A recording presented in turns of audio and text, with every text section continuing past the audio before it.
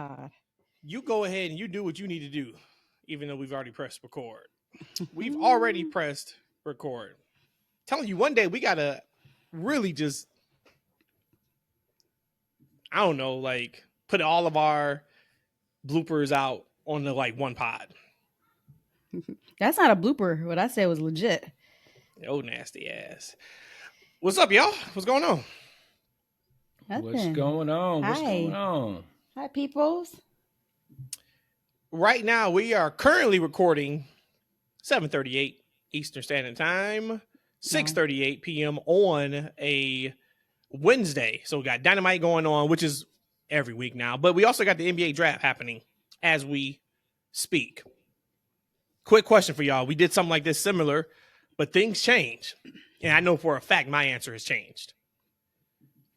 You are starting a wrestling company and you have Paul Heyman as your right-hand man. Who is your number one overall draft pick in professional wrestling today? Okay. I still have to go. I can't. My insides won't let me say that person's name, so I'm going to go with Roman Reigns. So you going Roman Reigns. Mm-hmm. I'm going Cody Rhodes, baby. You going Cody Rhodes. Was that who you were going to pick, Rhodesia? Yeah, but not in this lifetime. Well, you made that abundantly clear last pod. You don't ever have to worry about us thinking you're going to pick Cody Rhodes for anything positive in your life until he turns heel, and then you'll think he's the best thing since sliced bread. I am not going Roman. I am not going Cody. I am not going Bianca. And those were when we did this crack? probably about a year ago. Those were, I think, like the top three. Mm-hmm. Give me MJF. Give me MJF under Paul Heyman, and I think you have your next big star for the next decade. Okay. Master, huge superstar. If it wasn't MJF, it would have been Will Ospreay. If it wasn't Ospreay, it would have been Bron Breakker. Those are my three. Because if I got the number one draft pick, that means my organization is in the shitter or it's expansion, right? It's brand new. So okay, so I need youth. You bringing these other elements in. Come you know on. what I'm saying? I'm just telling you, I need youth. I need someone who's kind of shown me already what they can do. So they were in college. Okay, you showed me you can play maybe with some of the big boys. So those are my three. If you guys had to pick a second and or a third, who would that be? Not saying a name. So let's go with Ospreay under Paul Heyman, but only under Paul Heyman. I wouldn't pick Ospreay number 2 if it was on anyone else. You know, I like to see what Paul Heyman can do with Swerve Strickland and maybe a Carmelo Hayes. Mm-hmm. Maybe even Carmelo Hayes. You know what I'm saying? Just to talk that talk for him. Get 911 out of retirement. Damn, okay. Now, of course, when I said with Heyman, he doesn't have to be by his side on camera. I'm saying have his knowledge and et cetera, et cetera, et cetera. So Swerve is an interesting one. Starting your entire promotion with Swerve is interesting. But hey, that's what we're here for, to do all that kind of good stuff. So if you guys are listening, if you're watching on Twitter right now, X, go ahead and send it to us. Let us know what you think, and we'll talk about it and read it while we are doing this podcast. No worries. Even though we've gotten nothing but positive and great feedback from Sunday's episode, this one will not be 2.5 hours. Okay? So you can sit down and relax, enjoy yourself. Casual wrestling conversation. Whoever's making those cracking noises, please stop. Jesus Christ. Act like you've been here before. Episode 146 of the Best Kept Secret in Wrestling podcast. Y'all already know, man. We are 3 the hard way. I am Matt. That there is Rhodesia. That there is Eshaun. Shout out to all of our freaks out there, listeners and supporters of the podcast. You know we love you guys. Do me a favor. Leave a thumbs up. Leave a like. Leave a comment. All that kind of interaction helps us out on whatever platform we're on. And maybe most importantly, hit that follow button. Or if you're on YouTube, hit that subscribe button. All right, so you catch us each and every week, twice a week, which we're going to have to talk about our schedule for the next week or so. We can talk about that a little bit later, but we got Forbidden Door on Sunday. We got Money in the Bank next Saturday. So I'm sure it'll come up in conversation on this podcast. Before we get going, of course, we got some sad news. Hopefully for the family, it wasn't sudden. But, of course, thoughts and prayers to the entire Anoa'i family. Sika from the Wild Samoans passed away yesterday. They put up when I say they, I think they were the kids. I remember seeing, I think the daughters, but it was a photo they shared a couple weeks ago with Sika in the hospital. And he was still smiling in the photo, but he just looked really, really skinny. And I just thought to myself, like, damn, hopefully he's okay. Well, depending on what side of the earth and how your mentality is, either he is okay or he's not okay. But yeah, he passed away this week. Roman, had a statement. A lot of the family released a statement. So thoughts and prayers, of course, to everybody who is affected with the loss of Sika. A lot of you, if you are not as old as I am, only know Sika as Roman Reigns' dad. I know Sika as half of the Wild Samoans and Saturday night's main event with Hulk Hogan back in the day. The Wild Samoans were probably the first. I'm not even tag team. They're probably the first people I saw that I was legit scared of. Andre the Giant maybe too, but Andre a lot of his run, he was a face until his body broke down, and then we saw what we saw with him after he passed the torch over to Hogan. But the Wild Samoans were just that. They came out there with no shoes on, hair all over the place, crazy eyes. It was just kind of shook you to the core if you never saw anything like that before that. But rest in peace to him, and like I said, thoughts and prayers to the entire family. E, what was your first? Do you remember the first time you saw the Wild Samoans? Man, I probably was hecka young like you are, man, to be honest with you. I remember them. I think they were probably ending right around when I started watching. Cause I don't remember any of their matches or anything. But I do got a funny story about him. I think this was the first WrestleMania I went to when we were in Dallas. First time I met my man Cody Rhodes. But before I met him, they had a panel. It was the Wild Samoans, and it was my man Ming. Haku, right? And Haku, I remember the Wild Samoans, but Haku was my guy. I loved Haku, Ming. I love everything he did. So I was so enamored with meeting Haku, and he was such a nice guy. Now, you guys, Matt and Rhodesia, they know how I am around celebrities and around wrestlers. I don't say shit. I don't say a whole lot. Super they try quiet. To interact with me. Super they try to interact quiet. with me, man. I get bashful. I don't, I don't say a whole lot, man. But I was talking to Haku because I just was he just was so laid back and cool. So I remember I talked. I can't think of his name right now. What was Jimmy? No, not the Rikishi. What was her dad? What was the other one? I'm trying to blank. What was his name? Alpha? Yeah, Alpha. Alpha. So I talked to Alpha, said hello to him, shook his hands. So I got to Haku. He and I started chopping it up, man. I was like, man, I got to ask you, I'm sorry. Did you really poke somebody's eye out, man? He's like, oh, man, I don't want to tell you that story. Then you think that's all you remember me for. Like, no, man, I'm sure it was for a good reason. So I'm kicking it with him. So then Katrina like, E, you need to, there's a line here, man. You taking up time, right? So I was like, oh, my bad, blah, blah, blah, blah, right? And so I go to walk away. And so then I look back, I'm like, oh, snap. I didn't talk to Roman Reigns' daddy, right? I look back as I walk away, and my man was giving me his eyes are so wide, he's giving me these daggers, I say, I'm sorry. I'm sorry. No disrespect. I had to come back and had to shake his hand too. But he gave me I don't know, he just was looking. Maybe I had to look at his face, but I looked at him, he about to get up and super kick the shit out of me. I was about to say, he's about to knock you out. Oh, yeah. Rhodesia, you met Sika before, right? I'm trying to remember. No, I think I just met Haku at StarCast. That was it. Okay. Mm-hmm. I remember meeting him at an Access. I know for a fact I met Haku a couple times. So the other time must have been when he was with Alpha and Sika. But Haku is such a cool, Like, man, he's a badass for sure. And if you listen to the stories, he's a stone cold killer. But yeah, but he's so humble. Man, so he is somebody that like you would think you were the only person in line for him.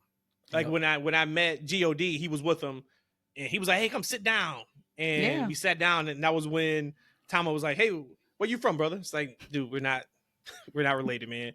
But like Haku was just like super cool, you know, and having conversations. Like I said, you would have thought there was nobody else behind us, or we were the first people that he met. Super cool, super laid back. But that's just every Samoan I've ever met. Even when I've met the Usos a few different times, and I put a tweet out a couple weeks ago surrounding Jay. And I think a Seahawk, Cameron had he interviewed him a little bit ago, and he had put an excerpt up, just last week. I think it was after he won the qualifier for Money in the Bank, and I kind of just quote tweeted. I'm just like, in a triples match, you know, what you see is what you get with Jey Uso, and that's why I think he has so much love, is because he is authentic, and what you see, of course, outside of the yeeting part of it, right? But like his personality, if you have had the pleasure to talk to him at any amount of time, he's like that. That is just who he is. Like I said, so much so that when I met him, that was when he was working injured, or they hadn't announced the injury yet. And I know I told the story, so I'll make it quick. And I meet him and we're talking, and I asked him about the injury. He said, "I'm good." And I just looked at him and I kind of like asked him again and kind of let him know, like, hey, like, I know you're not. And he just like shook his head. No one was just like, man, he talking 6-9 months. Ooh. And I was like, damn. And, you know, we just had a little quick conversation about that. And then at the time, that was I want to say that was the first Mania they were on, but I think they were on the pre-show. And I mean, I was like, man, like, just try to have as much fun out there as y'all can. Like, you know, that sucks. And he didn't even get to work. They ran like a quick injury angle as soon as the match started, and they took him out of there. But he is what he is. And a lot of, even with Roman, you know, before he became the tribal chief, when we talked to him, he was super humble. So that's just, I think that's just, he was humble, but I thought he was pretty quiet though. He definitely isn't like Jimmy or Jay, or even Haku from what I've experienced. Roman's a lot quieter. So I wonder, like, in his personal life, if he's just the quiet one out of all of them. I bet you he's not. And I bet you now that he has fully owned who he is on camera, I would be willing to bet you probably get a little bit of different Roman Reigns, if not a lot different Roman Reigns, if you were to talk to him now. All right. Let's make that happen, right? Yep, I think so. But once again, thoughts and prayers to everybody. And thoughts and prayers to anybody who's listening to this. Like, we love you guys. Where y'all want to start? I'm throwing it to you guys. I sent the team a text a couple hours ago, like, hey, giving y'all the... Yep. I'm prepared. I'm giving y'all the I'm not doing this with you today. I'm not arguing with you today. I got this ready to go. We're going to just start off a couple of bits of news or things that's happening on the internet before we get to Raw. We were talking about deaths. Pat McAfee also announced that he lost his stepfather or his father-in-law on Sunday or Monday. The point I bring that up is, again, if you love somebody, just tell them you love them. Especially for us too, this year and all the deaths that we've had and a lot of pain that we've had in our life. When you see somebody and you're about to leave them, or when you first see them, embrace them with a hug. Tell them you love them, because you just don't know. This life is so beautiful yet so short. Just make sure that we're constantly telling people that we love them. It could be the last time, and not to sound morbid about it. But Penta. So I know we haven't had, there was a couple of things we wanted to talk about last episode, but we were already at 2+ hours. Penta said that he don't know where all this noise is coming from. He is focused and he is happy on his present. His present is AEW.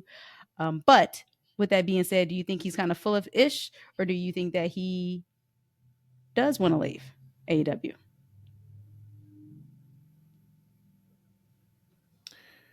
I gotta be honest with you, man. I'm like, you know who one of my favorite coaches is right now? You said coaches? JJ Redick. Yeah, coaches in the NBA. Mm-hmm. JJ Redick. My man ain't coached a second of basketball. How the hell is he one of your favorite coaches right now? What we talking about, man? What we doing here, right? Matt, Rhodesia, I heard all the noise. I saw the internet and information around Penta. I gotta be honest, I just don't give a fuck. Yo, I guess we within the first 10 minutes. He can say I that. can't believe he said that at the press conference. I mean, like, shout out to him. I'm glad he said that. But if he thinks we are to believe this wasn't the best rollout in the history of anybody becoming a coach in the NBA. You start a podcast with LeBron James. You go out there and show you're one of the smartest guys in the history of knowing basketball. And we supposed to actually believe y'all wasn't in some type of cahoots? Come on, man. But he said he don't give a fuck. So, all right, man. He don't give a fuck. I don't give a fuck. All right, well, let's move on then. I know we got a little spat last episode that we didn't bring up Shane. So again, the rumors it was been debunked. Tony even said he's never had a conversation with Shane, but of course he's welcome. My question to you is, would you want to see Shane McMahon in AEW? And if so, in what capacity? Would you want him as like a talent? Do you want him back office? You want him as both? So 2-part question. I don't think Shane McMahon in the backstage capacity would mean Nathan to AEW. Because, look, no disrespect to Shane McMahon, but his wrestling acumen, I don't think, is what brought him to the table. I think they have smarter men in that company that Tony don't give a fuck about their opinion either. So I don't know what Shane McMahon can bring to him besides showing him how to jump off like a Hell in a Cell cage into the – but we already got that going on too. He's known for doing like some crazy ass spots, right? We already got that in AEW too. I don't want to see 60-year-old. I'm sorry. If you 50 plus, I don't want to see you jumping off shit. I don't want to see it. Second rope is the highest you going. Second rope is the highest I'm a tolerate. Give me that middle. Hey, maybe the first, man. You know what I'm saying? Maybe the first. Mm-hmm. Like, I don't want to see that no more. I don't want to see these people up there risking life and limb, man, for a cheap pop. I'm over that. No, I don't want to see him in the company. To be honest with you, like this, I hate to say these things because I really think I will personally like Tony Khan. I think there's still potential in his growth as an AEW booker and owner. He just needs to kind of figure some things out. But I think he's really embraced like carny aspects of wrestling. I don't believe nothing he be talking about, man. Like he's never talked to him. Maybe he has, maybe he hasn't. But no, I'm good on Shane McMahon, man. So here's the thing. Would I want to see Shane McMahon in AEW? I think it would be incredible. It would give us fantastic content. It will be must-see television for those first couple of weeks, whatever he decides to do. But I think he would come in as a talent. He wouldn't come in as anything but that. He's not coming in to help write TV. He's not coming in for anything like that. So he'd be a talent. If it's not enough right now with Mercedes, with Ospreay, the list goes. We know how deep their roster is. If that's not enough to spark the interest and continue to get people to tune in and get excited for the product, unless they run some type of real life angle and it is done so well that we are just glued to our TVs, that would be the only thing that I think be like, okay, this is cool. So maybe not even working in the ring. Now, of course, he would do some kind of crazy ass match. He's Shane McMahon. And I'll be here for that. I don't need him jumping off of blood and guts cage or anything like that, even though he would do that for sure in a drop of a dime. But if you gave me some type of real life story with, he was not in line to take over his dad's company. Now I'm coming to take over another company. If it was something like that, cool. All right, let's see what you got.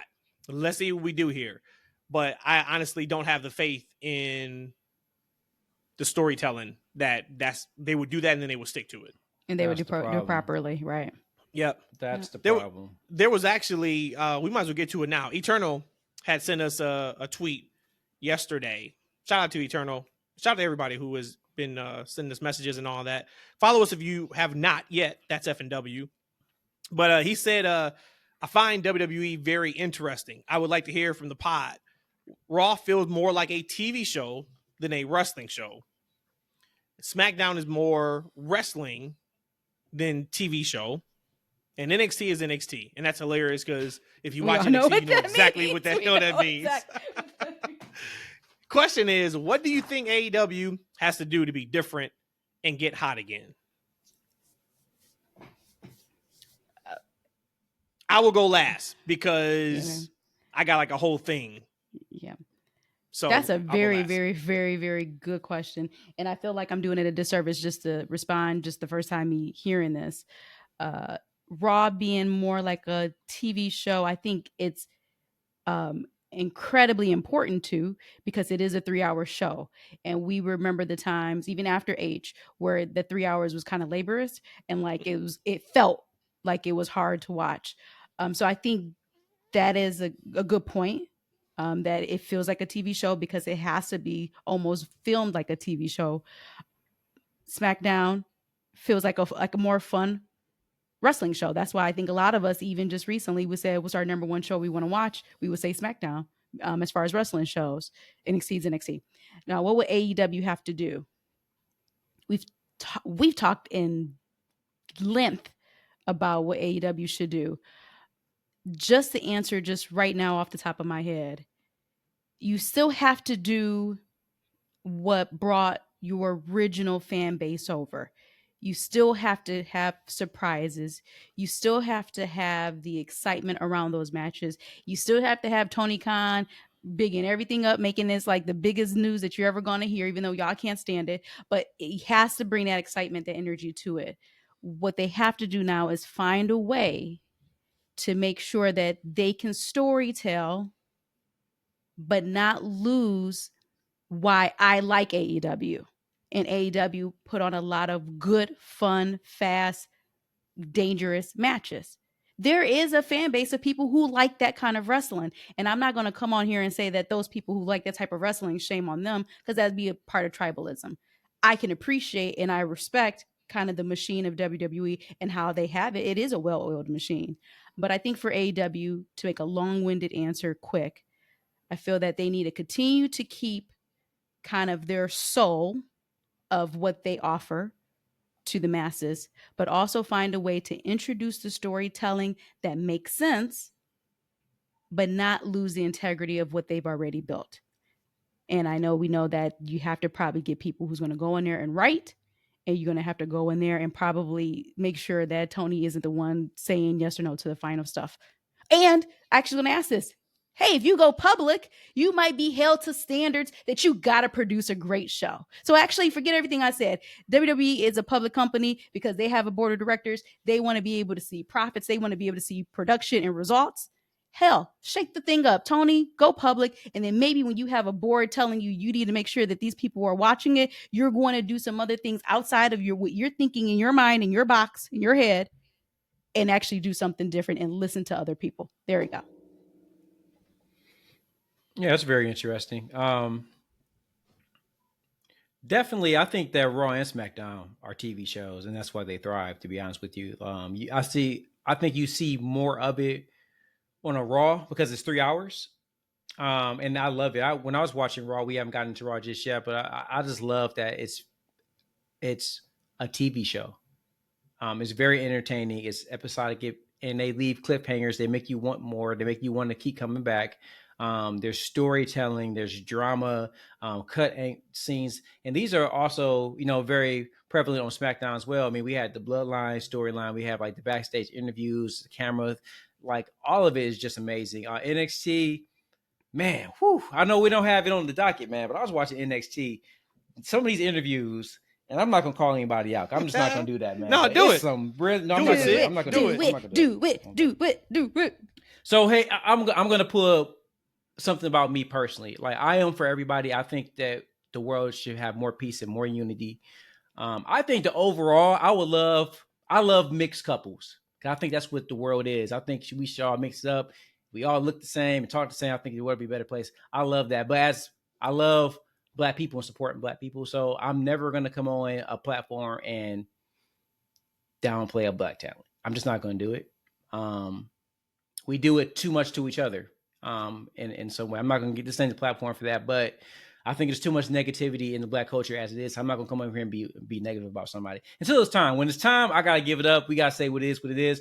But this specific Black talent, it's not time because they are still growing and they're development. They're developing. All you gotta do is and they're put two on and two a together. Development show. But man, woo! Like, so and that's the one that really stands out. But there's a lot of really dreadful promos and acting on NXT. So when I talked about from bell to bell, is NXT a better show? Man, there's at least about a good 30 to 45 minutes of just rough content from just people just being really bad on the microphone, really bad at interviews. It's like, wow.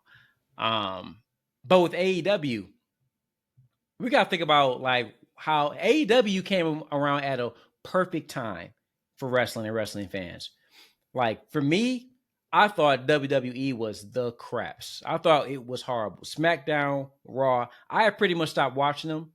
And I remember I was talking to Matt. He kept calling me a jaded fan. I guess I was, because I just didn't think it was good. I had multiple shows on my DVR. I just had no interest in watching. But I loved NXT.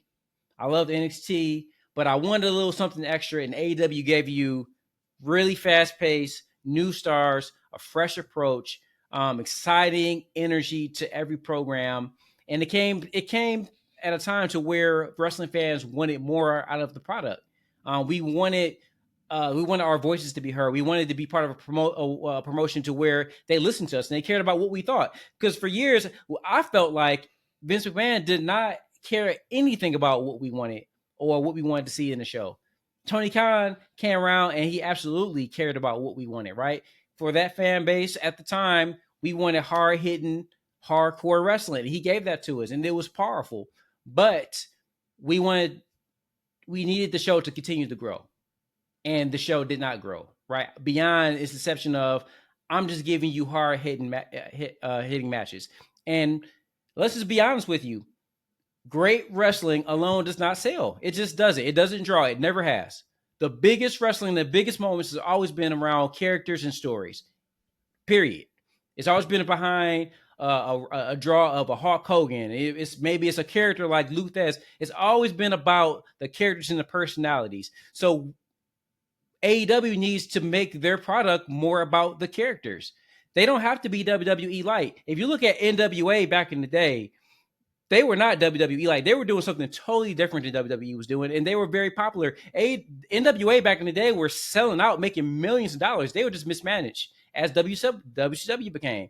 WCW is another company doing something totally different when WWE. They don't have to. The AEW does not have to be WWE light or do what they're doing. They need to just be able to create their own niche, and part of it is getting over characters and stories. They don't have to get full-fledged, bloodline stories, but they got to get these characters over and they got to put them in something match. We look at this AEW show that's happening tonight. You got two matchups where you got Mina and you got Tony teaming. Okay. Can they coexist? Can they coexist? Then they're telling the same story with Swerve and Will Ospreay. Can they coexist? In the same freaking show. Who books this? I present it, and I'm not the smartest guy. I just look at the same time. I play the same games that Tony Khan played back in the day when you're a mismatcher, you're making storylines and you create. Look, I get it, but at the same, it's easy. All they had to do a week ago, if they knew this is where they wanted to go, is this the match they wanted at Forbidden Door, they could at any point set up a segment where the Gates of Agony attack Swerve. Will Ospreay makes the save. Why does he make the save? Because he wants Swerve 100%. Right? And so like, hey, together we're going to take these guys out so they're not a problem for us and so we can have our match. I want you at 100%. What do you say? Now it's a reluctant team against these dirty heels, right? Can they coexist? Now that's an easy setup. Why are they teaming tonight? There's no reason. There's no rhyme or reason for it. Is it going to be a great match? Maybe. But we all know the Gates of Agony don't mean shit. They are some jubers. They jubed everybody. They jubed everybody. Hey, me and Matt gonna debut on Saturday, and guess what? They gonna put us over too. Like that's what they do. Oh, so well, you need to tell me. Oh yeah, come on, baby. You come on. You know you gonna be a ringside. Grab it first. We need the valet. So when you watch that card, and if you're an AEW fan, you already know how this stuff is gonna go. You can look at it. You can predict how each one of these segments are gonna go. You know there's no story behind them, and you know who's going to be the wins loser. You're going to have a 15, 20-minute match that really means nothing. No one really gets over, and it's the same people win and lose. They need to really put some thought into creating characters and stories that matter. They have to do it the WWE way. They can do it in their own way, but need to start now. Both of you kind of AEW does not need to go public. So yes, they do. No, they don't need to go public. And because you have to answer to your shareholders and you have to be held accountable. So yes, you should. Go ahead. But that's just from a dollar perspective. You can go out and sign some marketing and some promotion stuff to pad your bottom line. It has nothing to do with the TV product. And we may not even be able to get what we would want if they are then public with some of the stuff that we do enjoy. But we're not when it is time for a death match, et cetera, exciting. et cetera. You said a lot of things that I thought about. I want to look at it this way. What I would do pretty immediately, without doing a hard reset, I would do a soft reset. Mm-hmm. These are things that I would do. I would stick to your main roster for Dynamite and Collision. As much and as fun as it is to have a Matt Cardona show up on a random Collision to take on Adam Copeland for his TNT title, as fun as it is to have somebody from Stardom to show up, that does nothing for some of the people who you have there that are not being used and that are not over. So from a hardcore wrestling fan perspective that watches everything, oh, it's great. But for an AEW fan who I only want to care about and watch AEW, nope, that doesn't work. That's number one. Number two, I would make clear-cut heels and baby faces. Clear-cut. We got to get some people over. In that company, the biggest and best times were when you had people who were over like Rover, and they were distinctively a babyface or distinctively a heel. Think about Darby Allin's first couple years. One of the biggest faces in the company. Orange Cassidy, one of the biggest faces in the company. Hangman Page, one of the biggest faces in the company. Think about on the side of the heels. The belt collector, Kenny Omega, major heel. MJF, major heel. Chris Jericho, major heel. If you want to have a couple of tweeners, cool, you can have a couple of tweeners. But everybody can't be cheered and liked by your fan base. That means there's no heat for anybody. Third, we've talked about this numerous times, get rid of some of these damn titles. Consolidate them. I forgot all about the titles. Get rid of them. 3 max. For your guys, if you want to have 2. For your women, maybe 3. Okay, figure out what that is. Cut the rest. They don't matter. Other thing I would do is drop these ticket prices. And I know you got to protect your value, so I'm not saying they need to be $10, but they can't be $150, and then you drop them anyway week of the show because they're not moving, and now they're $40. Drop those ticket prices and get those venues full, because it's going to come across much more exciting on TV. And while you're there, there's nothing worse than being at a wrestling show when there's not a lot of people there. It brings the energy down. Last but not least, and E, this is what you were really hammering on, fix the storytelling. I want to read this to you guys and to really hammer home that point. These are the stories right now in WWE that you can, I'm only going to give you the stories that people are for sure there's somebody that's tuning in for this story. So I'm not going to give you stories like LA Knight and Logan Paul right now, because to me, that's not big enough to announce as like, hey, this is a major story. Here are the major stories WWE is having right now. Liv Morgan and what she's doing with the Judgment Day. Oh, and by the way, that story is going to lead to Rhea Ripley, who is arguably your biggest female wrestler, coming back. Bloodline 2.0, which is now involved with Cody Rhodes, which now also includes Kevin Owens and Randy Orton, which, oh yeah, that story is going to have Roman Reigns, who is your most popular guy outside of Cody Rhodes, coming back. Those are your 2 major stories on 2 separate shows. Now, let's talk about these stories. Seth Rollins is back now. He wants his title back. That's a pretty big story. The Wyatt Six, that's a pretty big story. Chad Gable and Alpha Academy, which is also going to include the Creed brothers. That's a pretty big story. Gunther, who has been on a hellacious run over the last year and a half, he has his SummerSlam story where he's going to be challenging for the World Championship. Bron Breakker has a huge story right now of him running roughshod through the roster. And oh yeah, he's getting an IC title shot at Money in the Bank next Saturday against Sami Zayn, who is also helly over. And then last but not least, we have the story of Jey Uso with the Money in the Bank. So what is that? 1, 2, 3, 4, 5, 6, 7, 8 stories. And that is not me including anything else that would be something that you would say, you know what? I'm kind of intrigued by it. Those are your major stories. Now, does AEW have major stories? Yes. I'm really into the Willow story. And actually, they're going to have their match in Chicago here next Wednesday. I was like, damn, that is enough for me to maybe really think about going to that show. Her, Statlander, and Statlander. We have the Young Buck story with Okada. You have the Swerve, of course, and Ospreay story. Tony and Mina. There's a couple other stories, but not like that. And my last point, and we can get off of this. Tony Khan sent out a tweet last night at 10:35 our time, so it was 11:35 Eastern. Says this Saturday on TNT, live tomorrow in Buffalo. Saturday night, 8 p.m. Real Lady Frost versus NJPW Strong Women's Champion Stephanie. Before title for title fight versus Mercedes, Stephanie collides with Lady Frost on Saturday. No rhyme, no reason.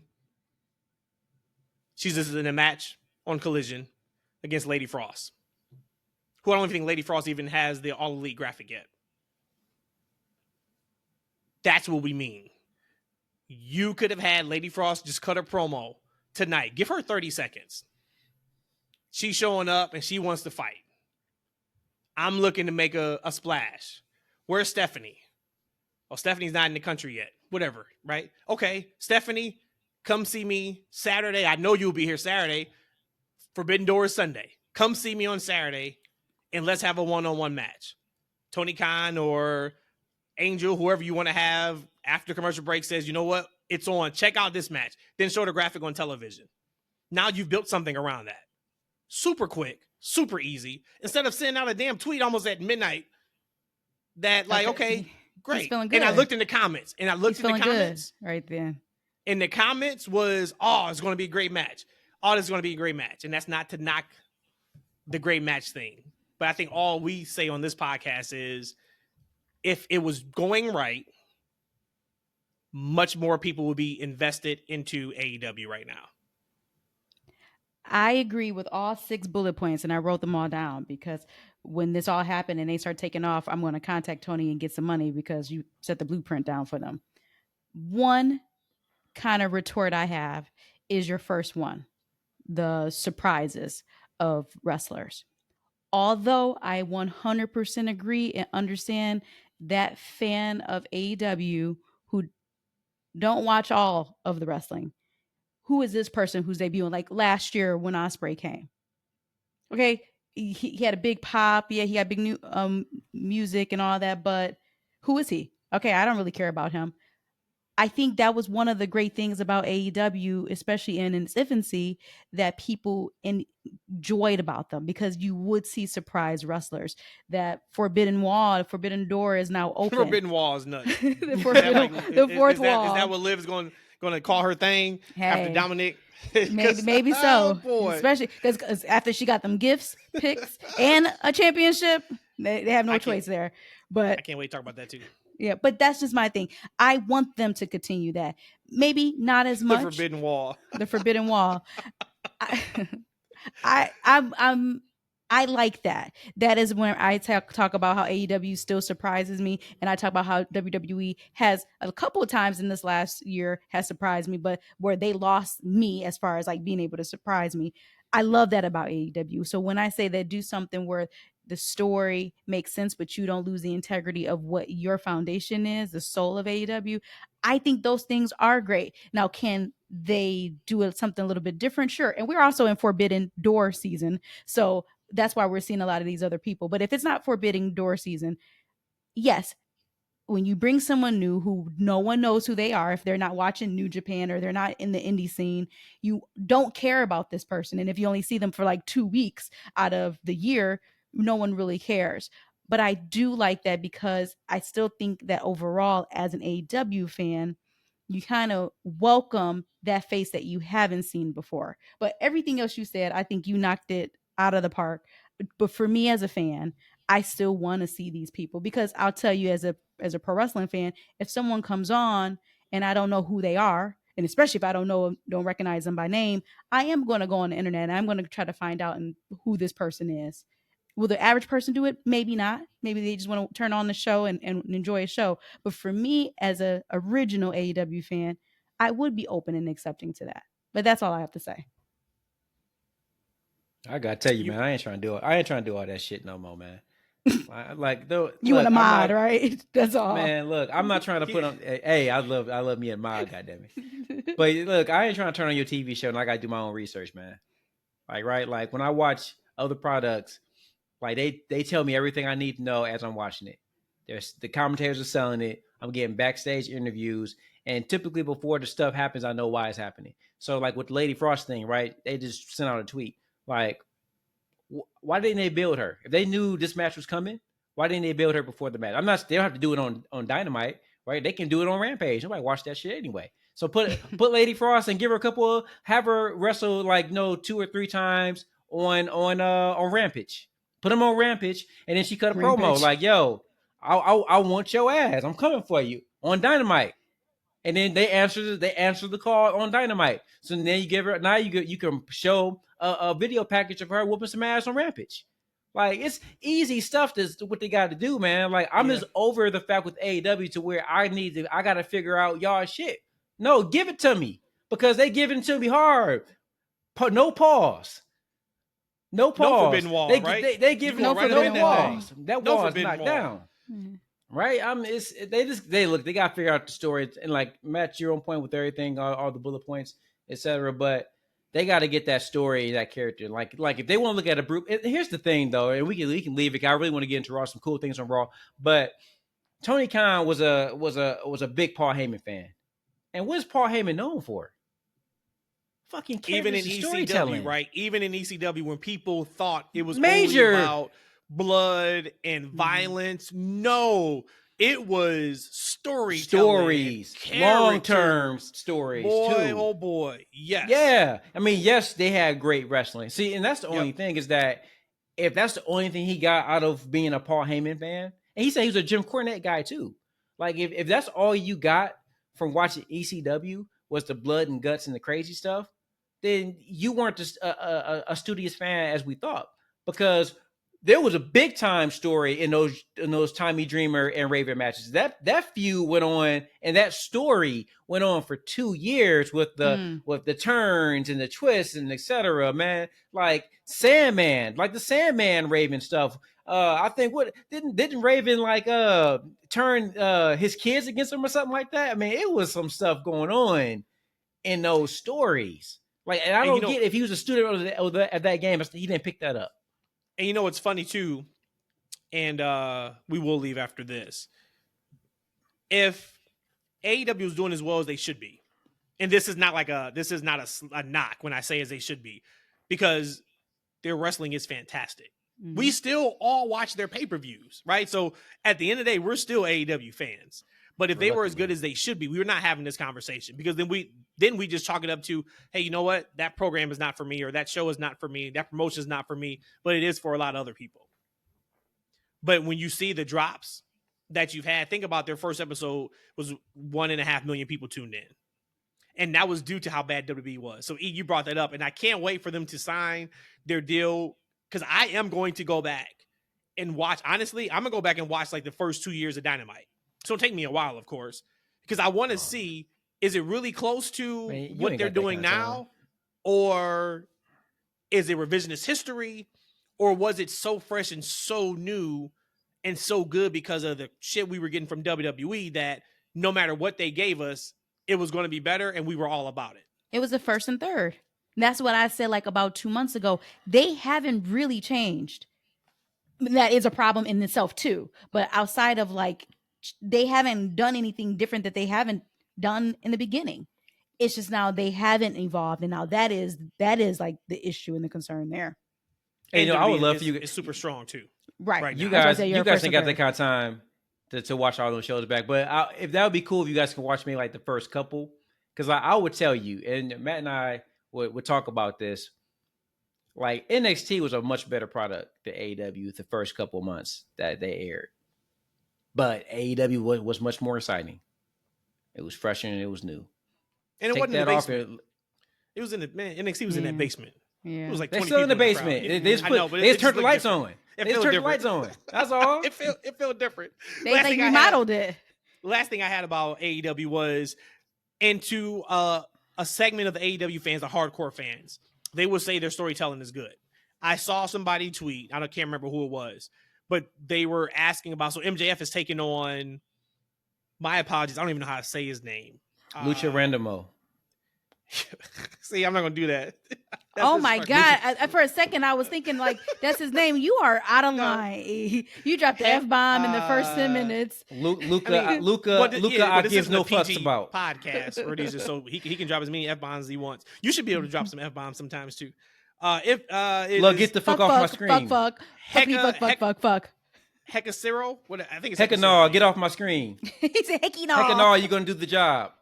And there was somebody. I'm about to pull it up. There was right somebody now. in the comments on Twitter that was just like, so what's the story? And I think that person was probably trying to troll. But then there was somebody who answered it, and they said the story is MJF has always talked down upon NJPW and Forbidden Door, and now he has a match against a NJPW wrestler. What? Man, okay, you're right. He tried. You're right. He really tried. There is a story. That's not a story for a top main event talent like MJF.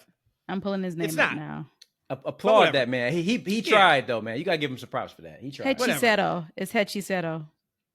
Sounds good. Hechicero. My apologies, Hechicero. Shout out to you. I'll watch you on Sunday. Hechicero. Rhodesia, you said you wrote down the notes around what we were just talking about, and then when AW uses it and turns it around, you're gonna go try to get your money. Oh, I got it all right here. You might as well do that right now for Triple H and WWE. Okay. On this past week's episode of Monday Night Raw. Right. Tell the fine people what were you talking about Rhodesia, right now. you said a couple of pods ago, man, I just really want like the YS6 and like Bo Dallas to like talk about Way Bryant. Right? Way Bryant. We always we say their nicknames. So in our household, we call Bray Way Bryant, and we call Sami Zayn Sami Zayn. So we check back when Matt was a kid, he used to, of course, play with the wrestling figures, and some people he would like use as they are, and then some people he would like make up things in his mind. Like Tyson Kidd was like, he ran everything. He was like the belt collector. Was the like head imagine even like really rock with Tyson Kidd like that, whatever. But back then I would say Way Bryant and Sami Zayn. But we got that. Mm-hmm. I said weeks ago, and this one is kind of like common sense a little bit, I think. But I said weeks ago, Chad Gable and the Creed brothers. It's starting, and what a response from that crowd when they showed them. Shout out to that. I was shocked. I was shocked. Last pod, you said, man, like, what is up with like Liv's title reign? I'm like, well, Zelina's there. Hey, we're getting that. I said after Raw last week. All right, man, y'all can go somewhere with this awesome truth thing. I'm over it. They dropped the titles. And I've been saying for weeks, Karrion Kross is doing God's work of making the New Day something entertaining in the Lord and Savior's year of 2024. Karrion Kross grows over. So, I just want to say,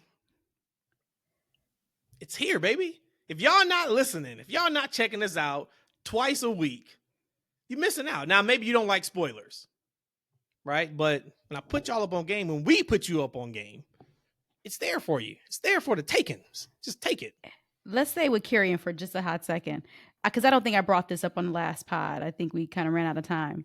But did y'all get a chance to kind of see the videos between him, between Kofi, and even Xavier over the weekend, the last 5 days? Were you able to capture that? No, I know he put up like a long form one. I didn't get a chance to look at it.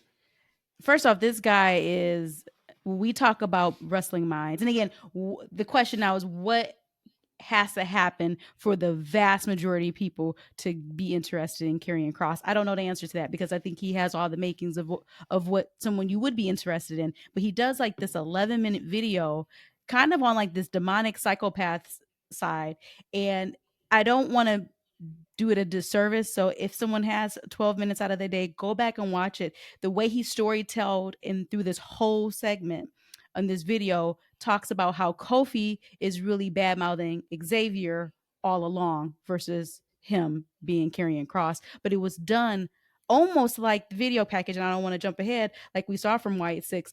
It was almost kind of done in that kind of masterful, kind of crazy psychopath way. So definitely, if you have 11 minutes, check it out. Just watch the Karrion Kross one, and it'll recap everything. Yeah, I only got 11 minutes for that. Because you don't want to like Karrion Kross. Man, he could be taking care of somebody's hair on 2K24 in his mod. He ain't got time to be watching no damn extra 11 minutes. What's wrong with you? You know that ain't happening. So what y'all want to talk about from Raw then? Go ahead, E. Oh, okay. See, like these like it's like being part of the show is like Vince McMahon's reign, because it's like it's just the rundown just gets changed, and I don't know where we at sometimes. So you know what's crazy? So look, no, stay there, please stay there. When I ask y'all for a docket, that means things that y'all want to talk about. Y'all don't ever say shit ever. I send out what I want to talk about, and y'all take that as that's it. E, I asked you at like 2:00 this afternoon, hey, what you want to talk about? Your funky ass responds 5 hours later talking about time. What are we talking about, sir? Don't worry about the docket. What you got? What do you have? What were you passionate about when you tuned in on Monday night in between modding? What did you see and say, you know what? I cannot wait to share my opinions and thoughts on the podcast on Thursday. What was that? So I'll tell you guys. Like, so here's the thing, freaks. You know, it's a 3-man group here, right? But Matt and Rhodesia, they think very similarly. I'm a woman. They think very. I'm a woman. It's 3 guys. We don't go 2 guys. Not have a forbidden wall. We just go 3 guys. That wall is not forbidden. I can promise you that. I'm not doing the. Well, it's forbidden to other people. It's 3 guys. Jeez. It's 3 guys. God, me look like I'm a slut out here in these streets. So whatever they go say, and I'll just go okay, right? But here's the thing. So I say we need to keep these shows. It's like know. That. So they can listen to the show and tell that's not the case. Well, they listen to comment all the time how you guys dig me. Like, and it's okay. I think ain't nobody said that in a year and a half. I let it happen. It happens all day. Hold on. Actually, y'all turn on me more than anything. Hold on, y'all turn on me more than anything. Don't do I have to be the woman on this show and hold this shit down, huh? No, actually, no, I don't deserve it. I deserve gloriness right now from all of y'all. If I was the type of person, if I was the type of person that felt a certain type of way, I feel because see, like I'd be trying to save you from Matt. Matt come for you all the time. I don't give a shit what he does. I'm a whole woman. I be trying to speak up for you, and then all of a sudden here you come throwing the left blow as soon as I try to put my hand out. But as I said, I throw them at everybody. I prefer to keep our shows at about an hour, maybe an hour and 15. These are the guys that want to go. They want to do 2 or 3 hour shows. So when we say, "Hey, I got Raw and I got 2 or 3," that's a whole hour of show to me. That's the docket. We don't need nothing else. So let's go with Raw. So like one thing I really enjoy, right? Because I'm moving this long. Yeah, I'm moving. We're moving this along. Let's go with Raw. I really like that Wyatt Six segment. I really, my God, man, really enjoyed the Bo Dallas reflection thing. I know I had some reservations that I was like, who's going to be the leader for this thing? Who can make this thing stand out outside of the wow factor and them looking like a horror movie with the mask? I knew the entrance was going to be cool. I knew like the beat downs were going to be cool. I knew that was going to be cool. Well, who is going to be, after we've seen that a couple of times, who's going to be the one to kind of keep this thing going? And man, Bray, he showed that, hey, he might be able to do this. Maybe might isn't the great way. He can do this. Okay, he was very, very. You mean Bo? Oh yeah, Bo. I'm sorry, Bo Dallas. Man, he was very captivating. Did he not come across like Bray, and not like he was trying to? But no, I know what you mean, brother. No, yeah. That DNA is crazy. Yeah, I was blown away. I didn't know what to expect. Yeah. It wasn't that on that video when Uncle Howdy started and just said, you know, like, how do you feel after the loss? And I was like, okay, are they going to try to spin this like another way? Mm-hmm. And he's talked about his brother. I'm getting goosebumps right now, like all over like my head and my arms. That was, God, man, like that. One, God bless that family still. I know JoJo sent out a message via Instagram and just talked about how she's not okay, right? Like she's putting the face on, she's smiling, but she had her perfect world. Bray's not there anymore that, you know, they put together. But fuck, you talk about like therapy and being able to put out something in art that is real, right? That can hopefully help him and push him higher than what he ever was. And this is only wrestling, right? This is only professional wrestling. But I watched it and I was in awe. It goes off and I was talking to Matt and I was like, everything's not wrestling, right? Life is not wrestling. This is just a form of entertainment. But I said, think about if Bray's run was just to hand the baton off to Bo in wrestling, right? Not in life because Bray's got kids, et cetera, et cetera. But what if that was the case? Like, and then I watched it again a second time because we didn't watch Raw live Monday. I don't know what the hell we were doing Monday. I don't know. Yeah, but I didn't watch until Tuesday. But then I played it for Rhodesia last night. I was like, hey, you got to watch this. Like, before you watch anything, I watched it again. And I picked up on some other things and I'm just watching it again. I'm just like, this is genius. This is pain. This is anything and everything that we would have thought they could have done, but I didn't think they were going to do. I couldn't even think that. I couldn't even think that you was actually going to address how does it feel now that your brother is gone. And you were telling this story of the White Six and Uncle Howdy's there. Like, I didn't even whoever thought of this. Wow. I mean, you have to say that they came up with this collectively, and you know, because when I first for a split second, I'm like, damn, they using Bray's death like this, but then I'm like, okay, whoa, like Bo probably wants this, like, right? He had a heavy hand in doing this, and it was powerful because it seemed like, you know, sadly, this might have been something he needed to push himself into, like another level as far as like character and promo. Mm-hmm. I know that, you know, we've seen it with I still think that Alexis King is going to be good, but a lot of guys can look okay in a scripted sit down type of environment, but this seems like something more. And Matt, you hit it. I thought that exact same thing. I felt like he was kind of channeling a Bray Wyatt a little bit during this, just a conflicted emotion. Like that was like the man on display. Like, right, you can probably tell, and I don't know the man. I have no idea, and I can totally be wrong, but I felt like that at least a good 80% of what he was saying was from his heart. Like, right, and especially it hit for me as a Bray Wyatt fan I was every time he left, I was looking for him to be back on the screen, and he would say, "Hey, this is the time they was going to do this together." They got to the point that, and creatively too, right? They got to the point to where they're going to do this together. They were going to take over the world.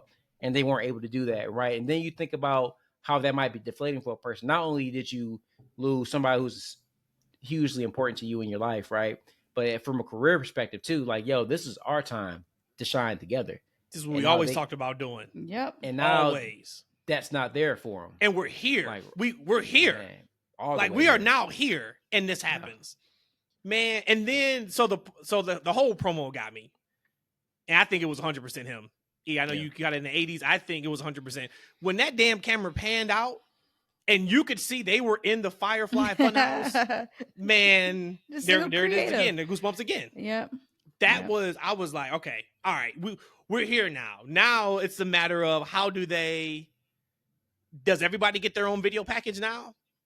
I mean, that is 6 of them, so I could take 5 weeks. I don't know if we want that, but they all have a story they can tell. They all have a story to tell, yeah. They all have a story to tell. Maybe not completely directed to Bray, but all of them have a story that they can tell surrounding either being betrayed, being left for dead, whatever that can be. But bravo, and expectations have already been blown away. Yeah, I am here for it. damn, like speechless. I thought it was that good. I did. I thought it was that good. Hey man, but when you think about it though, like they can take their time with the story and flesh out these characters, each one of them. Like right now, I can imagine like a Joe Gacy can tell a story and have a entertaining. He won't have the emotional realism to kind of speak to like Bo Dallas did, but he's a very captivating speaker too. I'll be even interested in knowing more about like Dexter Lumis. Right, we've never heard the man talk. Right, we've never known who he is. Well, right? he got it. I think he got the Forbidden Walls of India. I think, right? I think still married in storyline. No, she's divorced. She divorced him. Oh, she divorced him. What? She denied. She announced it on Twitter. So he really can talk now, but he doesn't talk. So maybe he can just draw some. So now it's 4 weeks. So you take him away because he ain't gonna talk. He can do a nice little drawing and just show it to the camera. So yeah, so 4 weeks. And there's still the potential. I know we said that it's the why it's sick, right? Not necessarily 6 of them, but there's room for another character, right? Because we still haven't seen Alexa, and she was originally going to do something with them, and they had some kind of story. So I would love them to finish that up. And thinking about Alexa, like man, like her and Carmella feel like they've been gone forever. Yeah. Carmella got that baby. Carmella's injured. Carmella's hurt. I can't she remember. Got hurt? I can't remember. It's from the pregnancy or something else like that. But I know she's dealing with something health wise. Okay. And she had just talked about a couple weeks ago. She wants to get back, but she's dealing with that. Okay. But speedy recovery for her. Yep. We'll do a complete preview of Money in the Bank next week. Mm-hmm. But anybody against Bron Breakker beating Sammy for the title next weekend? Well, remember, I didn't really want Sammy to win originally. So to answer that question, no, I'm not against it.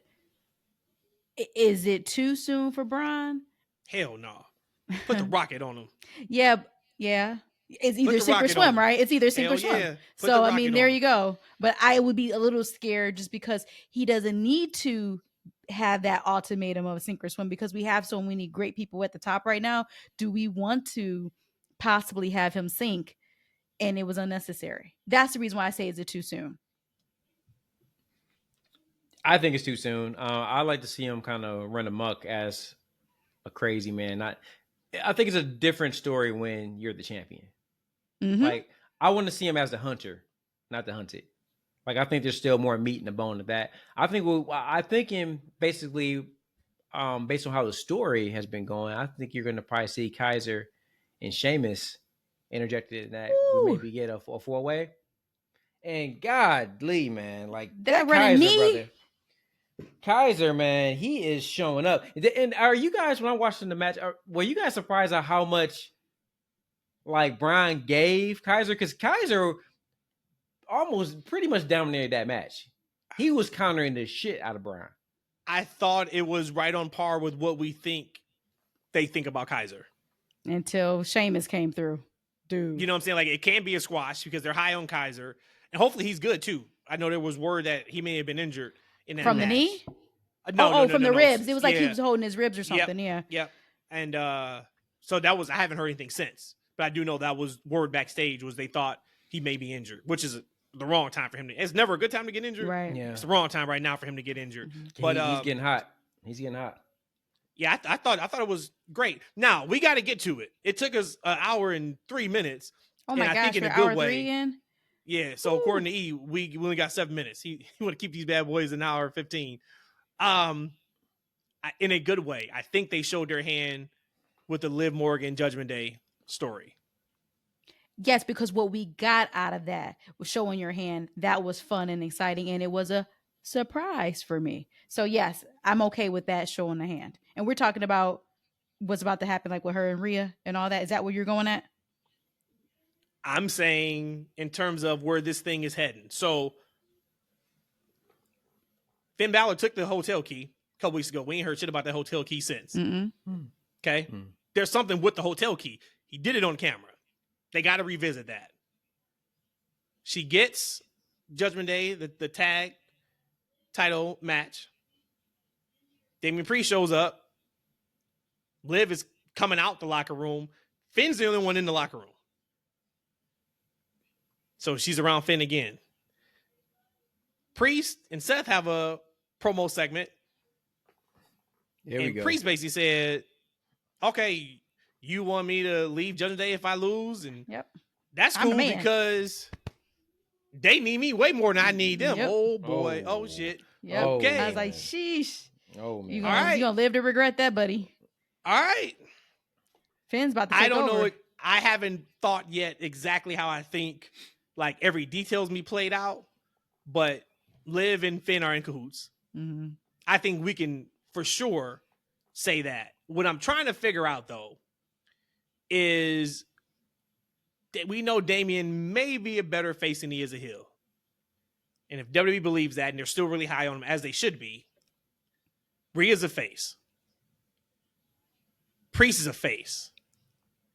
I'm just trying to figure out who that third person is to take on Liv, Finn, and maybe Dominic when they get back. Like the implosion of the Judgment Day, what the Judgment Day was, what the Judgment Day can be, what the Judgment Day is now. I haven't gotten that yet. I haven't gotten that far yet because I don't know where JD plays in that or things of that nature, but they're starting to show their hand, and I like it. One thing I don't know if I like, and it's only because LWO. I think that's the only reason why. The reason why I kind of don't like Cody is because of what he did to Roman. But Ray and Dominic has a match. The reason why she don't like Cody. Oh, no, remember, I told y'all last week, like, he sucked, right? Didn't I say, like, you sucked, and he's terrible, he kissed my black ass. Remember that? I said that already. But yeah, Ray and Dominic has a match next Raw. And I don't know how I feel about that. Again, it's a 3-hour show. So, again, it's the fill time. Is his time coming to an end? Is he going to be retiring soon? So he's getting his final matches in? I don't know. I just don't really want to see that right now. If I can see them, if this is like Ray's last hurrah, I can rather see him like teaming with Dominic. I don't want to see him going against Dominic again because it's just stale to me because we've already seen this. But again, it's one match. Let me not go crazy. But when I saw that, I was like, ugh, I don't know about that. Yeah, I want to walk back to the Judgment Day thing because I thought I had that as a talking point I wanted to get into. For everything you said about it, Matt, the Damian and Seth stipulation is very interesting because we didn't really talk about it, right? Well, I guess you guys sound like you guys are on board with the stipulation Damian's going to lose, right? And he's going to be out of Judgment Day. Oh no, I'm not saying that's what's going to happen. I'm saying that, but I'm saying his reaction to Seth saying like, "Hey, show us you're the man, and if you think you're the man and you lose, leave Judgment Day." And for him to say like, "Oh shit, that's cool. Like they need me more than I need them. They need me more than I need you." So let's talk about that. So right, a leader don't say that. But you know who else don't say that? A babyface. A babyface doesn't say that. Like, right? So if he gets turned, so here's the thing: if they turn on him, right? If this is all about the Finn and Liv taking over the Judgment Day, like, do you have sympathy for this man? Like, he don't need them anywhere. Yeah, I don't need. I don't need them for him. I have a little sympathy for him. Like they're not. It's not like they like. If you think about it, they have reason to turn on him at that point. Like, right, he sounds like he too big in the britches to me. So it's interesting where they go with this because I don't think they're building up a hot baby face with how they're approaching Damian Priest. If they weren't already to like turn on him, because again, at the end, Finn probably still haven't forgot him up. Then him saying, "Oh, Judgment Day needs me more than I need them." That ain't nothing. If Finn ain't plotting against him because of him up, then he shouldn't be worried about that comment that he made. And I think that's easily. You see the way Finn looked when Damian left the clubhouse? He's like, he turned his back and left.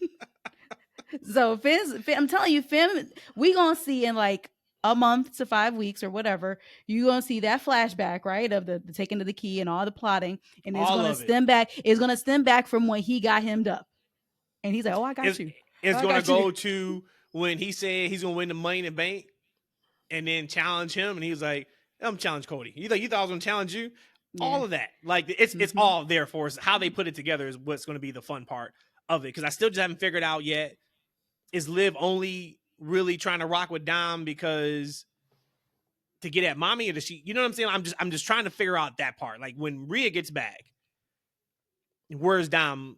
Like maybe he's the miss. Maybe he is going to be the wild card piece in this, right? Where like he's not. He's right in the middle. He's got to figure out: do I go with mommy and Damian, or do I go with Liv and Finn? Like maybe that's the part of it, and we got to figure out. Think about this though, right? With Dominic, Daddy Dom, right? He's like, the fans still don't like this dude. He still opens his mouth and they heal and they're booing him, right? So if you're thinking, okay, Rhea's coming back, she's gonna be a baby face, right? Because she's gonna get a baby face reaction whenever she comes back, and she has a lot of like Liv is causing a lot of problems for her, right? So we know that's going to explode whenever she's back. It's on between them, right? So it does appear, if you're looking at the clues, maybe it's too obvious, and maybe it might be something else going on, that Finn might be in cahoots with Liv, right? Because the hotel key, I think we saw them walking out of a room with each other like a couple months ago, maybe. The car, remember? The car was the car. A few weeks ago, yeah. We saw. So there's been a lot of side interaction with them, even when they won the tag team championships. JD and Finn are raising their belts. The outcomes Liv with her belt. And they kind of look at her, and Finn kind of just shrugs, like, "Yeah, go ahead and pose with us," right? It seems like there's a connection there. So you could have Liv and you could have Finn versus those two, but Dominic, he just doesn't seem like he'll have an easy transition into being a babyface, because the fans still want to boo him, unless they want to love to boo him. But he just doesn't seem like he's a likable character to kind of slide over to that spot either, to be honest with you. So it's just very interesting, because I don't think that there's a lot of gray in this story outside of Liv and Finn, in my opinion. And you've answered the question then. He's going to be heel, right? So this is not Eddie Guerrero in China.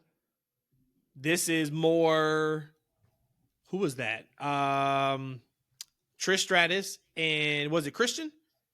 Remember that story? And remember they kissed at WrestleMania, and that's when she turned and she slapped. I forgot. I don't know. That was Christian. She kissed? Yep. So that could be what we're seeing, but I'm here for it. Turn is up to 1,000. Yep, new tag team champions, Judgment Day. Oh, I just have a couple quick hits left on Raw. You kind of tell me your thoughts. I see that Punk. Okay, so I'm going to start here. I hate comparing, but I am. Here go the infamous but. They're treating Drew to me again as a tweener, as far as how I feel as a fan of his. But you've heard of people getting their chains ran. Punk got his bracelet ran. So now that is like completely heel. He said, "And your ugly ass dog." I popped so hard. I popped too. Because that is an ugly ass dog. Sorry, guys. I would think maybe even AJ and Punk would, I don't know, love is blind. So maybe they don't think that dog is ugly. And shout out to everybody who's got dogs. But if you look at Larry and don't think that dog is ugly, you can't tell Larry's been through a lot, then you are blind. Literally. In locker rooms and everything. So shout out to both, right? Shout out to him losing the tooth and brawl out. Shout out to Drew saying what we all think, that is not just like the biggest CM Punk fan in the world. That's an ugly dog. And it's fine, because he's probably still lovable. Everybody can't be pretty. Everything can't be cute. So it's fine that he's ugly, but he's Punk, ugly. That's Punk. That's all Matt. That's all Matt. That's not me and I'm just saying he's ugly. Don't turn on us, all right? Don't at the next press conference, don't rip into us. It's what it is. It's great heat. He turned face in my eyes. I was like, you know what? I don't care what Drew does at this point. Drew's a baby face. But that's what I'm saying. So it's like he's borderline playing that borderline tweener again. So where we would get upset at another company for having these tweeners, we just kind of got to be keeping it fair and kind of the white folks don't play about the dogs. So I'm sure if anybody was cheering Drew before that, they're booing him now. So like he turned heel to them. But to me, I was like, man, I don't know what we got to do to get Drew in the main event slot. Okay. I'm going to have to leave off of this because I want us to still have a show come next time. So put this man on top. Let's talk about some more ugly ass dogs. Before I ask another question, back from Raw, is this just a gimmick? He absolutely is in purgatory right now, and he's absolutely paying his dues and his gig back for all his comments that he made about smaller man. But Braun Strowman and his goofy ass run of his, Did you see it again? Oh yeah. I'm like, and I'm watching Raw because I'm trying to catch up. I didn't watch Raw until today, the full Raw. So I'm watching at 1.5 speed. So you can only imagine how even more goofy Braun looked as he was running. That got to stop. And then lastly, no, he was doing that before. Remember, he would do the thing. He just looks a little bit more funkier now running. Yeah, it's like he's trying maybe not to slip, or because he's running through the crowd, that he want to make sure he doesn't pull anything. But it's still goofy. I did think it was tremendous. He did it twice on Raw, and then the first time he did it, he didn't even hit my man. Bronson did. Bronson was like, I ain't taking that. Bronson said, I'm about to hop myself back in this ring, roll over. But you were not about to run me over. Hey, I gotta tell y'all something, man. Look, Brian, you gotta let it go, man. Just go back to the ball. Like, I don't know what you're trying to do with that head, man. I know you and John Cena think ball spots is cool in this world, man, but just cut it off, man. I don't think John Cena thinks it's cool. I think he wants to keep his hair. That's why he has that heli comb over. No.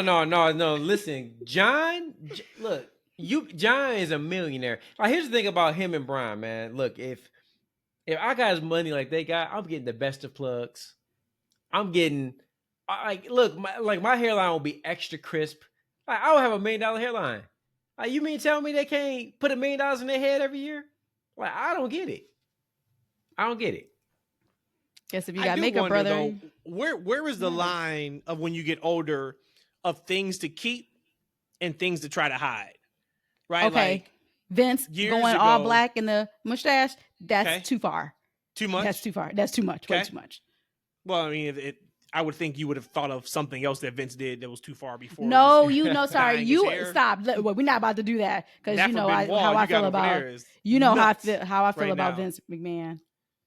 You already know how I feel about that. Like, so because now it's cool to like show your grays, right? It's 10 years ago, 15 years ago, that wasn't a thing. Yes, baby. But like maybe for like balding, maybe you look at that, or he or whoever looks at it like as experience of, hey, I'm good. Like, I'm gonna let nature take its course. I don't know. I mean, I cut my hair long time ago, so I don't have that connection to hair. Now, like, say if my beard was patchy or something, I would probably have to get that fixed, right? Like, say, like if it's just like a big hole right here and I couldn't grow hair, I just can't be out here with a patchy beard. Either you got to cut it all off, or if you really are adamant about having a beard, you got to get it fixed. Mm-hmm. Hey, I'm still a patchy beard guy, man. It just is what it is, man. But what you could do, I guess it's the same thing. Cause I get the comb, I try to comb it over in, and just use brush it in a little bit, and little razzle dazzle, boom. Lastly, this is not necessarily from Raw, but it is from WWE. I'm going to just read the quote, and then my question will follow, and the question will be, what is the worst word you think we're going to hear? So Triple H is quoted talking about, right now, just as an example of us being on Fox, if the crowd chants, holy shit, or something much worse, they just take that audio. We won't have to have those issues on Netflix. So, what is the worst word somebody gonna say? And the soonest? Are we gonna get it on day one of Netflix? And what's the worst word? We're gonna get JJ Redick. Gonna get the fuck? Okay. Making the spot. Oh yeah.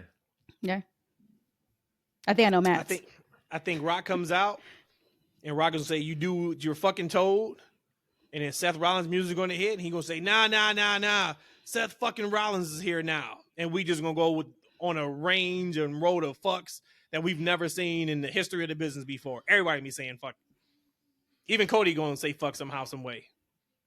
I think everybody in the contract, you got to say shit, damn, fuck, bitch on the first episode of Raw on Netflix and stamp it. I still think they're going to try to keep it tame, because again, they have a lot of children at those shows.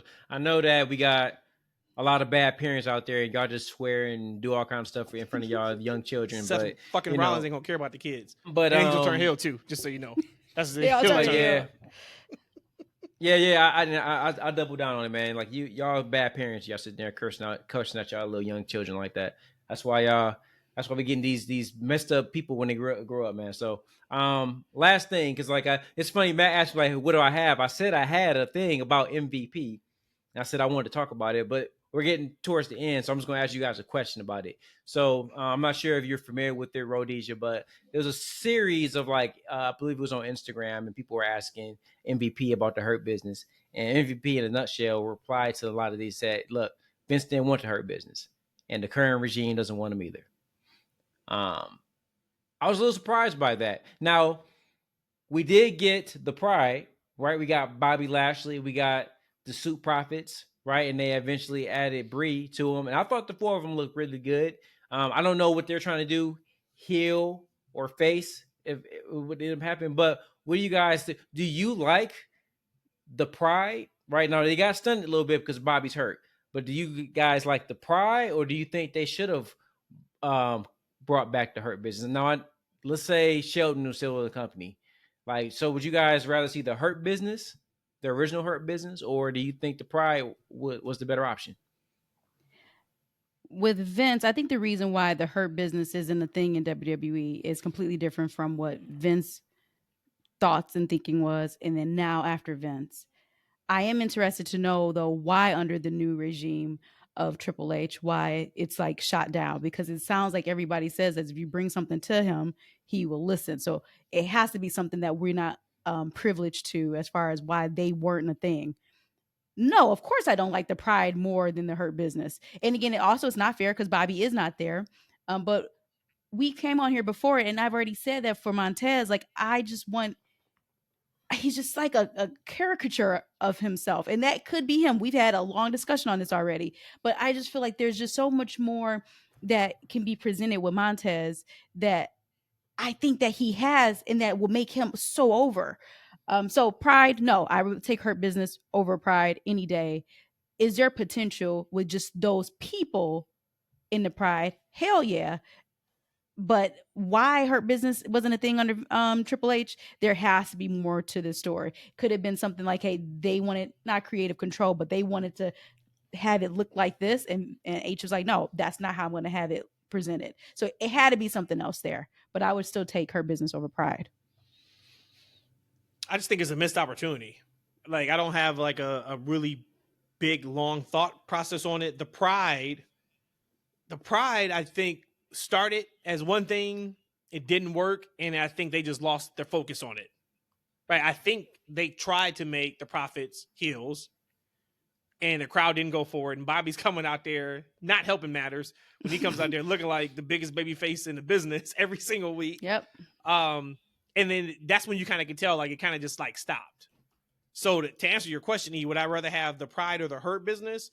I just think there's so much money in MVP as a heel manager. Yes. And we're not seeing that.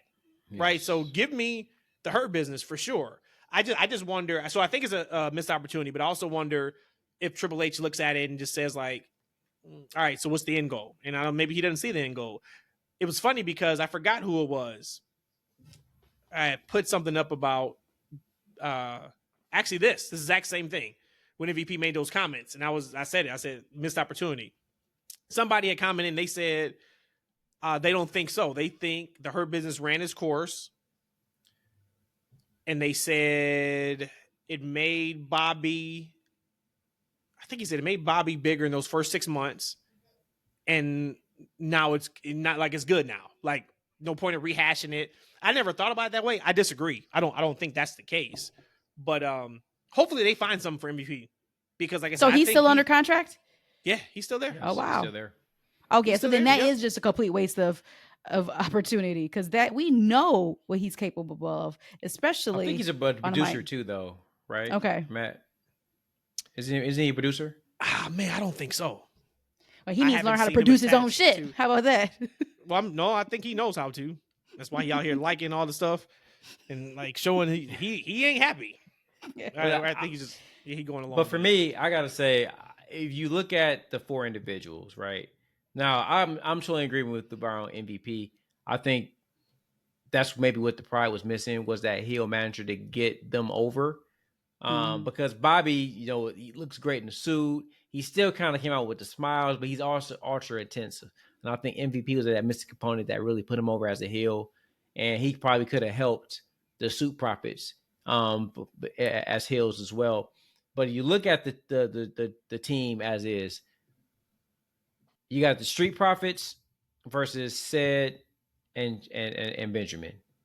Like, I'll take the Street Profits over those guys all day.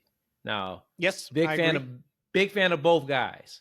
But we look at this talent for talent and who's over with the audience now, it's definitely the Street Profits. Man, Dawkins really cleaned up in that suit. He got better in the ring. Tez is Tez. And I think Bree, she looks phenomenal. Now, right? Outside of like an eye candy perspective, she's not adding anything right now, but I think there's more that she can act. I think she can speak very well. She has presence. She looks good. But ultimately, give me the pride. I think those four look good. But I think that missing component is MVP. If he's not, I'm sure he has some kind of backstage role. Like if he's this talent, like I would imagine, and they're not using him, I would imagine he would have got let go on the last sweep they had. Right? He has to be doing something else, I hope. But he's that missing piece I think they need it as a heel group. I think they need to find something for him to do other than be the mouthpiece for my big guy. Omos. Where Omos at? Right? Shout out to Omos. So I love Omos. We ain't seen Omos since we saw him at Wale Mania. Yeah. Jesus, Omos, where you at? Just tall. Last thing, we can get out of here. We are finally getting the WrestleMania doc. It is releasing next Wednesday. Clap that up. I cannot wait to see this. Like, if you were to say, and this is legit, if somebody was to tell me, hey, Matt, you can only watch one thing, like ever. Either you watch the WrestleMania doc or you watch Money in the Bank. I may go WrestleMania doc. Like, that's how much I'm looking forward to this documentary. My question to you, when we get out of here on this. It's been a long time coming. It's been 2 months. Allegedly, it was supposed to come out the week after WrestleMania, which tells me they adding some shit. Sure maybe they taking out some shit. Sure is. When it is all said and done, and we may never know every single bit of information, if it's accurate or not, tell me the percentage that you think is accurate by the time we see them credits roll at the end of this documentary. What's the percentage of what they're going to show us that is not revisionist history, that is not making one party look better than the other? It is 100% factual, actual information. The percentage is 100% of the actual people in the documentary. So it's really The Rock, it's really Roman, it's really Cody, it's really Paul Heyman, Triple H. Everything else is going to be 0.5% true. It is going to be whatever they want to tell us. I don't think it's going to be a baseline of the situation. I think the only things that we can get that is a fact is the fact. So the parties that's in the actual documentary.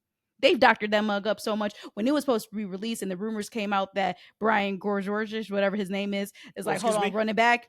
Had to running back real quick. Who? Rocky's guy. What, when, where, and why? Brian George.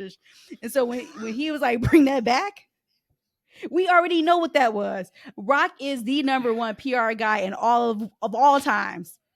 That ain't... Believe what you want to believe. Believe what you want to believe. Saw that shit and Rock said, "This don't work for me, brother."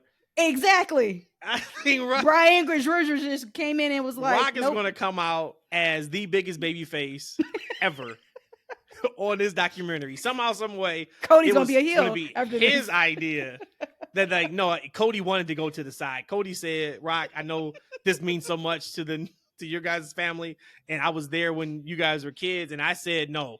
I said, "Cody, this is." The time is now. The time is now for you. We'll get to myself and Roman, biggest WrestleMania of all time, WrestleMania 52. Until that point, though, and we're taking Cody. I can see Rock completely changing. He's burying Cody. Watch. But I'm still going to go 85%. I think 85% of what we see is accurate. 100% accurate. Are you going to watch it, though? That's a good question. I might watch this one. I might. I also wonder, too, just how much they're going to...